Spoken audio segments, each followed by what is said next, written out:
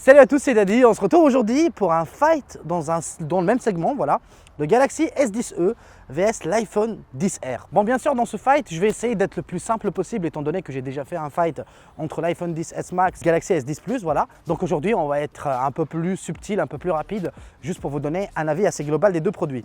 Donc bien sûr, qui dit smartphone dans le même segment ne veut pas dire forcément que les deux proposent exactement la même chose. Et ça, déjà, on va le voir directement dans le design. Vous l'avez compris, sur le Galaxy, par exemple, on a une petite bulle, là où sur l'iPhone, on a un notch. Donc c'est selon les goûts, même si le notch de l'iPhone cache quand même un Face ID 2.0, donc la dernière version du Face ID, et bien sur le Galaxy, Samsung a opté pour un lecteur d'empreintes digitales sur le côté. Pour dire le tout, franchement, les designs pour les deux smartphones sont assez impressionnants. C'est bien foutu, en tout cas pour le prix. Sur le Galaxy, on a vraiment un ratio écran-bordure bien foutu, voilà, par rapport à celui de l'iPhone. On a des bords extrêmement épais. Voilà, parce que c'est un écran LCD, c'est complètement logique. Alors là où Samsung a fait le choix de récupérer le maximum de bords, voilà, donc pour faire un écran qui prend le maximum du ratio, voilà, de l'écran, de ratio taille-écran, voilà. Apple a fait un autre choix, ils ont fait le choix de faire un écran plutôt très symétrique. Voilà, donc le choix de la symétrie se comprend complètement pour moi. Après, c'est une question de goût, soit vous préférez la symétrie, soit vous préférez un truc à la Galaxy. Voilà, c'est plutôt différent. Et dites-moi aussi dans l'espace commentaire si vous êtes plutôt team notch ou team rien du tout, ou même team bulle, voilà. Moi perso, pour vous le dire honnêtement, même si j'aime pas le bas du Galaxy parce que je trouve que ça fait pas symétrique, je préfère quand même le design du Galaxy. En toute honnêteté, voilà, c'est une question de goût. Après, à l'arrière, vous avez un double capteur photo sur l'un et sur l'autre, vous avez un seul capteur photo avec le design de la pomme, voilà, de Apple. Et en plus de ça, vous avez cette couleur red. Sur le Galaxy, on a la couleur blanche. Malheureusement, je vous le dis de vous à moi, je sais pas, sur le Galaxy, le dos, il fait un peu cheap. Cette impression de couleur nacrée blanche, ça fait un peu plastique. C'est juste vraiment une impression perso, hein. Voilà, c'est qu'une question de goût. Alors maintenant, on va essayer de voir un peu côté écran. On retrouve un écran de 5,8 pouces côté Galaxy et côté Apple, on a un écran de 6,1 pouces. Bon, on n'est pas sur les mêmes technos. Sur l'iPhone, vous avez un écran grosso modo 720p. Voilà, c'est un peu plus, mais comme vous avez un ratio en 18/9, donc vous avez plus de dalles, qui fait qu'on est vraiment grosso modo dans du 720p. En LCD IPS, la colorimétrie elle est top. La luminosité, ça va pour une utilisation quotidienne.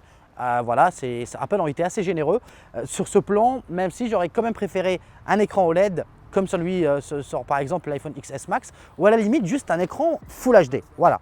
Mais je pense que ça peut se comprendre. Voilà, ça peut se comprendre. Connaissant Apple, vous connaissez très bien que les modèles XS, ils dépassent les 1000 balles. Alors là, au Samsung n'a vraiment, mais absolument pas fait de concession. Ils ont mis un écran AMOLED. Ils auraient pu mettre un écran LCD, hein, mais ils ont fait le choix de mettre un écran AMOLED, mais uniquement Full HD, pas Quad HD.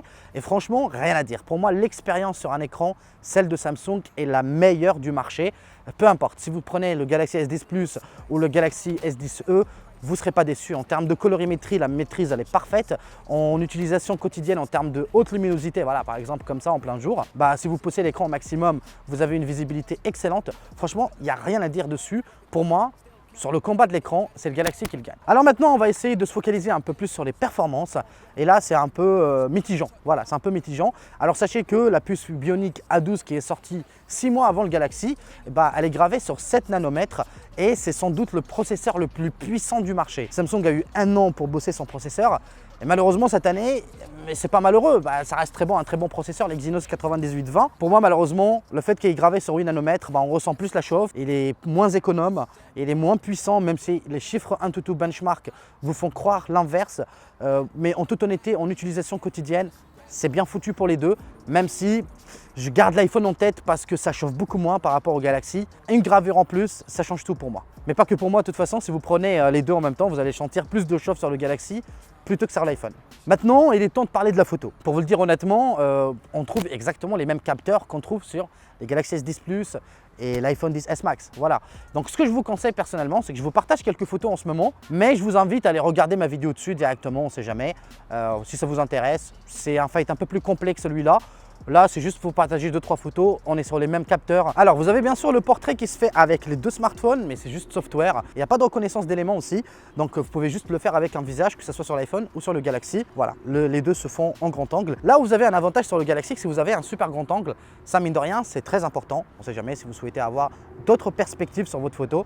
C'est plutôt sympa de prendre le Galaxy directement. Après, si vous souhaitez l'avoir sur l'iPhone et que vous n'avez pas le choix, à ce moment-là, je vous conseille le grand angle de chez Renault Shield que j'avais testé aussi dans ce fight dont je vous parlais à l'instant. Et il est vraiment excellent, franchement. Et je vous le dis en même temps, si vous achetez des smartphones aussi chers, je vous invite aussi à aller voir aussi leurs coques. Ils font d'excellents produits, que ce soit des écrans de protection. Vous pouvez même personnaliser vos coques. Ça, c'est plutôt stylé. Vous retrouverez mon lien dans la description avec un code promo de moins de 10%. Faites-vous plaisir, franchement, c'est kiffant. Bon, maintenant, on va essayer de parler un petit peu de l'interface. Sachez que pour moi, je voulais juste mettre un point d'honneur à Samsung qui a fait un travail époustouflant sur l'interface. One UI, pour moi, est le renouveau de Samsung. Franchement, c'est super bien foutu, c'est clair, c'est sobre, c'est simple, c'est intuitif. Mais, ouais, Samsung, ils font pas tout à fond, hein. Malheureusement, je trouve que les gestes et les animations sont vraiment mal foutus. C'est sec, c'est brutal, c'est mal foutu par rapport à Apple. Ils se rapprochent, en toute honnêteté, ils se rapprochent, l'interface s'améliore. Je leur donne encore un an ou deux pour que ça soit vraiment le top du top de ce qu'on peut trouver sur Android. De l'autre côté, vous avez iOS, c'est fermé, c'est maîtrisé par Apple, ça tourne super bien, les gestes sont incroyables. Franchement, pour moi, c'est la meilleure utilisation gestuelle qu'on peut avoir sur un smartphone.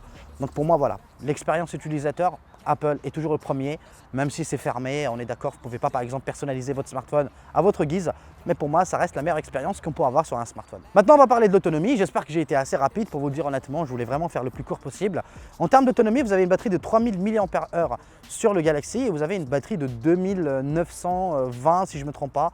Ils font toujours des chiffres assez chelous chez Apple. Bref, en termes d'endurance, même s'ils ont quasiment la même batterie, l'iPhone l'explose. L'iPhone, il tient largement la journée. Là où le Galaxy, vous aurez beaucoup de mal. C'est encore pire que le Galaxy S10. Donc pour vous dire, voilà, c'est pas ce qui se fait de mieux en termes d'autonomie. Après, vous avez la charge rapide. Vous avez un chargeur 15 watts fourni dans la boîte. Par contre, il y a une petite blague que Samsung a fait. Dernièrement, ils ont mis à jour les smartphones S10, S10 Plus, S10e, voilà. Et ils sont tous passés aux 25 watts, sachant qu'ils fournissent dans la boîte un chargeur 15 watts.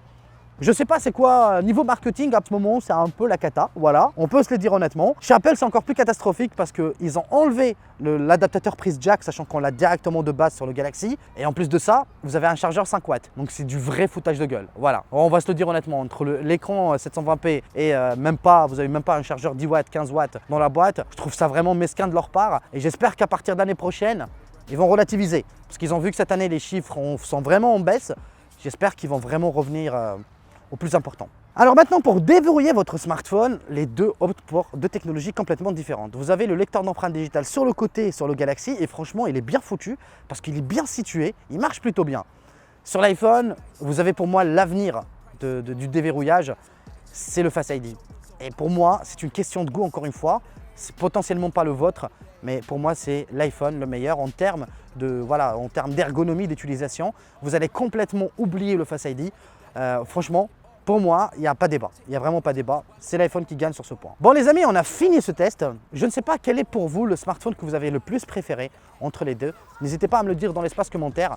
Pour être honnête avec vous, j'ai kiffé le Galaxy parce que j'ai trouvé le form factor extrêmement sympa. Il est sympa, il est propre, il est léger. Oui, il a une mauvaise endurance, mais après, c'est très relatif. Vous avez la charge rapide. Vous pouvez rapidement récupérer, allez, disons en 30 minutes, vous pouvez largement récupérer 60% d'autonomie. Donc je pense que c'est une question de goût, ça dépendra des goûts. Voilà. Je trouve que l'iPhone est un peu plus puissant quand même, meilleur en photo, meilleure endurance. Mais voilà, l'écran 720p me bloque toujours. Malheureusement, moi je vois nettement la différence étant donné que j'ai déjà un iPhone XS Max. Ça dépendra de vos goûts. Mais pour moi, dans ce fight, le Galaxy sort gagnant. Dites-moi quel est le vôtre dans l'espace commentaire, encore une fois. C'est très subjectif, donc m'insultez pas dans l'espace commentaire. Vous savez très bien que j'utilise un iPhone XS Max. Perso, je suis pas super fan en ce moment d'Android. Ça dépend des goûts, voilà. Alors prenez soin de vous et à très vite pour une nouvelle vidéo. Allez, adios.